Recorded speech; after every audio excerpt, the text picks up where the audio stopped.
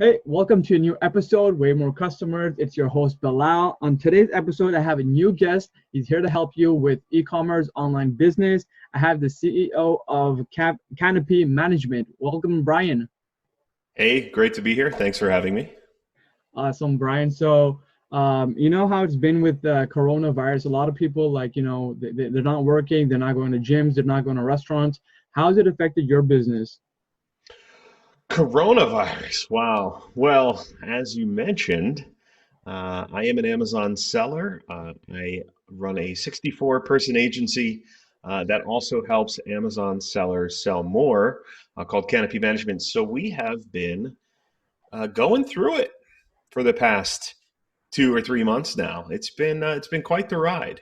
I don't know how familiar you are with Amazon, but Bilal, but they suspended all sales that were non-essential. So Jeff Bezos, what we call, are you a Marvel fan? Do you watch the comic book movies? Yeah, yeah, You know the Thanos snap, yeah. Okay, yeah. half of the world turns to dust. Well, we call it the Bezos snap because half of all sellers on Amazon, more than half, were not able to sell. For all intents and purposes, they were not able to sell under the Prime badge, which meant that there were 30-day delivery windows for every seller that was considered non-essential. So that was a big deal for us. So that threw everything in the air. That's never happened. Obviously, we've never gone through a global pandemic. So who knew what was going to happen? So that really affected quite a bit of our sellers. About 40% of our sellers we just were going through some very, very seriously hard times. Now, on the other side of that coin, we had about 19% of our sellers that were having the best days they've ever had, better than Prime Day in quarter 4, put together, rolled up into a ball every single day. They were just selling a ton. And so, it was really all over the board. Now, luckily, we're happy to say that Amazon has normalized mostly at this point. And things seem to be not just getting back to normal, but better than normal. Things are going better than they ever have for Amazon sellers, only because I think what is kind of the silver lining to the whole coronavirus plague, you could call it, is that shopping online and buying things online has just become a lot more normal now than it ever was. Here in the States, I know you're in Canada, right? Um, Buying online, it seems pretty normal. But for the rest of the world, it's not as normal. And in fact, even in the States, Amazon saw a huge increase in the number of households that were Prime membership approved households. So whereas before it was about 2 out of every 3 households in the United States had a Prime membership, an Amazon Prime membership, now it's 3 out of 4 and still going up. Pretty soon Right. it's going to be every 5 out of 6 households has an Amazon Prime membership. So, I think people are more, it's kind of two hands here. People are more used to buying things online now. They're more accustomed to buying things online that, prior maybe they would just go to the store or the mall to buy. Now they're realizing how much more easy it is to just make a quick purchase and have it show up on your doorstep. So as we normalize even further, we think it's going to be better than it even was pre-corona. Yeah, so anyone who has like Amazon stocks, like you can see like they have skyrocketed, they're like over Oh like yeah. 2,400 and that's crazy. Yeah, yeah, yeah. Amazon went way up. Um, I just read a report that because of the coronavirus, Jeff Bezos may become the world's first trillionaire. Trillionaire. That's $1 trillion. So, I mean, it's not a bad place to be, all things considered, selling on Amazon. Right, awesome. Currently, like what are you doing for your company right now? I'm the CEO. Right. In terms of like your day-to-day tasks, like what are you like managing, your 64 team, like what are you actually doing to help them, or grow the company or make it better? Yeah, that is, you're asking me to build a watch. How much time do you have? You know, uh, there's a misconception out there, and this applies to any business, but a lot of people say they shouldn't be working in their business. They should be working On their business. on their business. I think neither are true. I think I think many people work in their businesses. A few work on their businesses. Now, if you have to pick one of the two, work on your business. Right? That's a better solution, but still not where you should actually be as a CEO running a team. If you're a CEO running a team, you need to be not in your business, not on your business. You need to be above your business. So you want to work above your business, where that means that you've set infrastructure, you've built the systems and the processes, and you've hired the right people, and they're running themselves. So, more and more as things evolve, we just crested our 2-year anniversary. So we grew really explosively in those first 2 years. But as more and more as things become systematized and the team runs itself, I become more of a strategist. I become more of a relationship builder. I become more of a passenger in my own business, which is really, really nice, right? Because going through those 2 years, to any one of your listeners out there, if you're in the place where you're still growing your business, maybe you're working in your business, maybe you're working on your business, it's hell. I'm not going to lie. You really are. You have to push and push. And one of my mentors is Russell Brunson. So I don't know how many people are familiar with Russell Brunson, but he's a good friend of mine, personal mentor, has been for 5 years. And he always said it this way to me, and I thought it was brilliant. I never forgot it. But he said, when you're in those first few years of your business, you have to be the propulsion of the rocket ship. So you have to, I don't know if you know this, but a rocket ship, it burns 90% of its fuel getting into orbit, just getting out of the atmosphere, 90%. Then once you're out of the atmosphere, it's real easy to keep things going and growing. And that's when it starts to get a little bit easier. But getting there is so hard. Getting there, it takes all your effort. You have to be up night and day, stressing, losing hair, getting gray in your beard like me, and it's one of those things where you really just have to keep on pushing and keep on grinding and keep on doing the boring work and really keep on going. So I'm at the point now where we're just starting to see, the first peaks of space, and the atmosphere is clearing up and we're getting into orbit. So you asked me, what do I do on a day-to-day basis? It's really more strategic now. It's more about, meeting great people like you, having, good relationships. Your network is your net worth, as they say. And that's really where I'm at. It's really about getting in touch with the right people and making sure that I put the right people in the right positions in my company. Okay, well, it's awesome that you have a mentor like Russell as who's guiding you and helping you. So I see that you have a lot of trophies behind you for the 2 Comma Club, and the other one as well. I'm not sure what the name of that one is, but yeah, if you can just explain to the audience like what those awards are and how you were able to get them. Yeah. So over here you've got the 2 Comma Club. And that's for doing over $1 million inside of a funnel in under a year. I did that 6 times. You can't see them all. They keep going way up. 6 times I did that. And this one is called the 2 Comma Club X, or the 8-figure award. That's for doing over $10 million inside of a funnel in a year. And I got one of those as well. So, I know funnels. I love funnels. I've been working in funnels and online marketing for a long time, 15 years probably. So it's a lot of fun. These are all marketing awards. You can't see it, but right here I've got a big window. And the other day, my mailman, came by and tried to drop off a demo tape to me. He thought I was a record producer.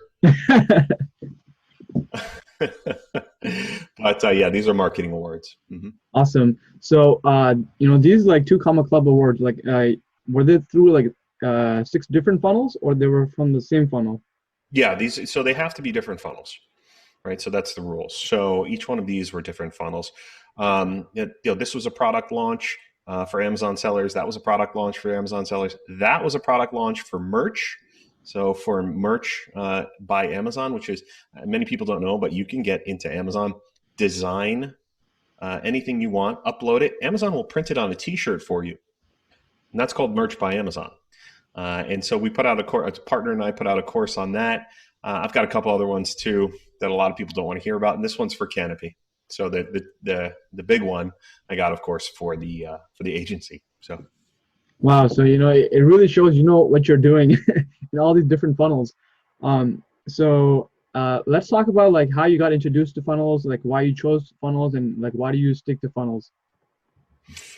Yeah, so I back in the day, I had another agency, and we were doing website design and search engine optimization. I sold that in 2014, but that was just as ClickFunnels was getting started.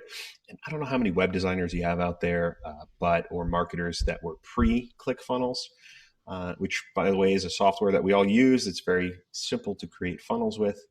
Um, it was a pain in the butt trying to get funnels together. I knew the concept, I was using them, but you were building WordPress sites. And it takes a long time to put up a WordPress site. And it's hard. You need a designer, and you need a coder, and you need a developer, and you need a quality check, right? So a QC check or a quality assurance person. And in many cases, I was all four of those people. And so it took a long time. And then when ClickFunnels came out, the light bulb immediately went on, and it's like the aha moment. I said, wow, this is so easy to do. It's so fast. I think I was user 92 in ClickFunnels, and now they've got over 100,000 users. So I was one of the first to use the software. I was beta testing all the new programs and everything, and I was loving it. So I got involved right from the start. That's how I became friends with Russell, and then later joined the Inner Circle, if you're familiar with that.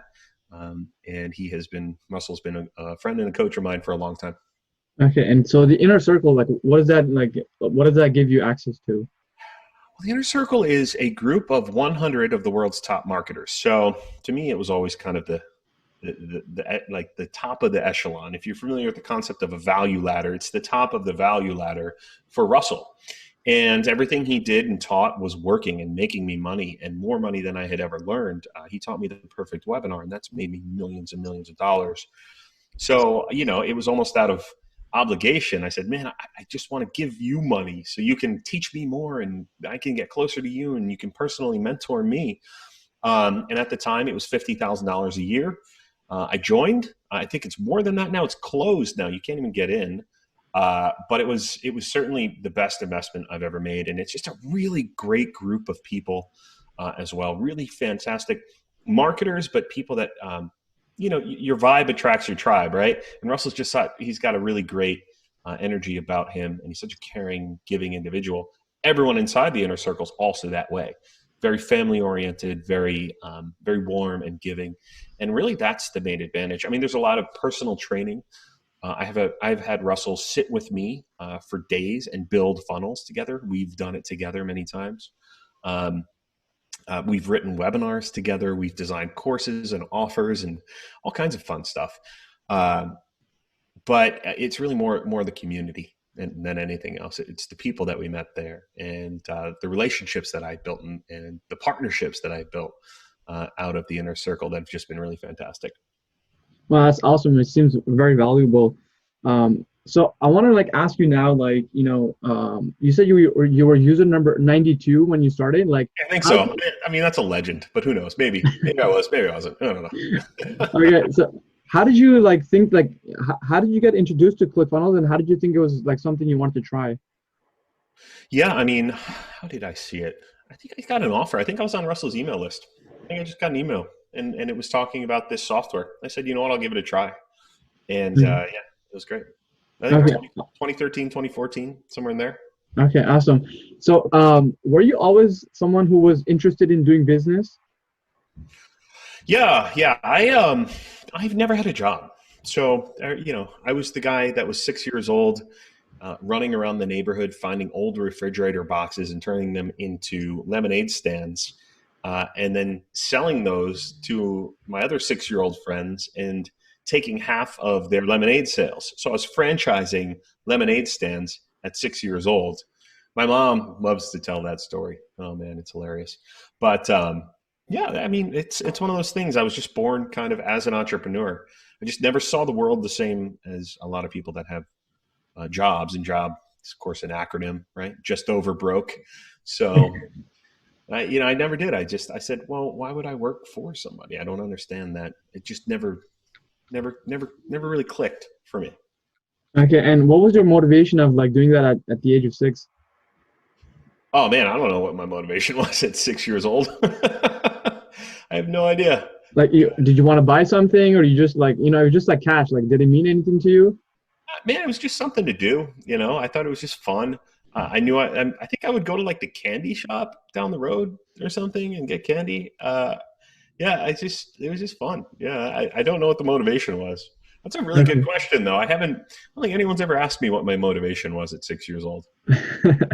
And like, so like, you bought a couple of candies, like, you were like, you had a sweet tooth, and then after that, like, what did you do? Like, did you keep expanding? Did you continue buying more candies? Like, how did you progress? Oh man, I don't know. What did I do? I think I did that for like 2 summers, and I helped my mom put a down payment on a car. I think that's what it was. She didn't have a car at the time, and so I think I helped her put a down payment on a car. Or I made enough to buy a car. I don't remember, but yeah, it was we made a lot of money. I mean, we made thousands of dollars over in the summer, and that was back in the '80s, so that was a lot of money. But yeah, I don't. From there, what did I do? I did like a lawn service after that. I remember making little pamphlets and handing them out to the neighbors. I would mow their lawns for them. I think I was like 10. And I had an auto detailing company in high school. Made enough in that to put myself through college at Arizona State. At Arizona State, I started an auto glass company. That auto glass company then was big enough to do. We covered Arizona, New Mexico, California, and yeah, I think that was it. So it was 3 states. I then sold that company and got into the web design company that we talked about earlier. So that's the whole man. I don't know who wants to hear this stuff, but to be honest with you, that's the whole journey there. Okay, so like, was someone teaching you along the way, like, to move on to like lawn care and then move on to like auto detailing? No, I mean, no, not really. Um, it was just one of those things where I saw a need. I think, listen, I'm not the smartest guy in the world, right? I mean, in fact, I'm surrounded by people that I consider to be more talented than me. And it's just one of those things that if I have any God-given gift or ability or anything like that, it's just vision. That's it. Is vision. I'm actually a terrible procrastinator. I procrastinate like I'm from the nation of procrasta. I procrastinate with the best. I procrastinate by working on other things that I shouldn't be working on. Um, but I do have vision. So for me, if you've heard the concept of blue ocean, red ocean, do you want me to explain what that means real Yeah, quick? please. So a blue ocean has not been, let's say what a red ocean is. That's easier. A red ocean is an ocean filled with sharks, right? And sharks eating everything, chewing everything, turning the water red, right? So that's a metaphor for a really busy market, for a market that's overly competitive or saturated, right? So a blue ocean is a market that's wide open. The sharks haven't gotten in the water yet. It's yours for the taking. It's a market that you can go into and either be one of the first movers and take advantage of that first mover's advantage, or it's not too competitive.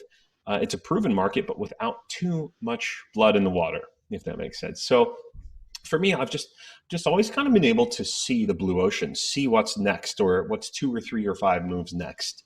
And I honestly don't know how I do it.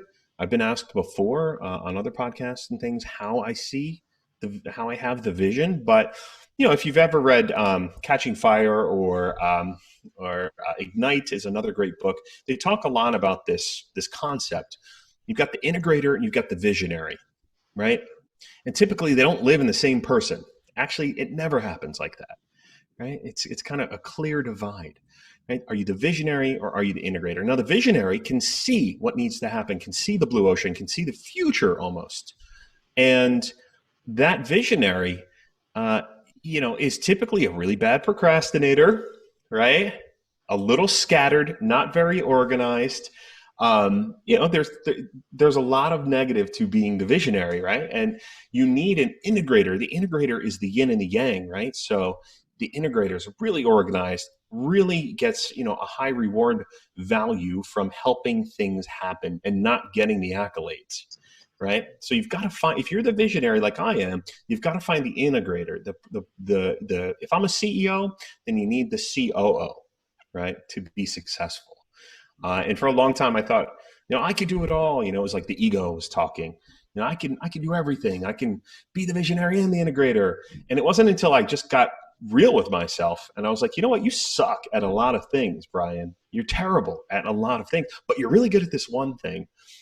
So you have to find somebody that's very good at all these other things. Once I started doing that, once I kind of put the ego behind me, then I really started seeing like some real success. I started seeing some actual progress on my goals, and that was kind of the pivotal point right there.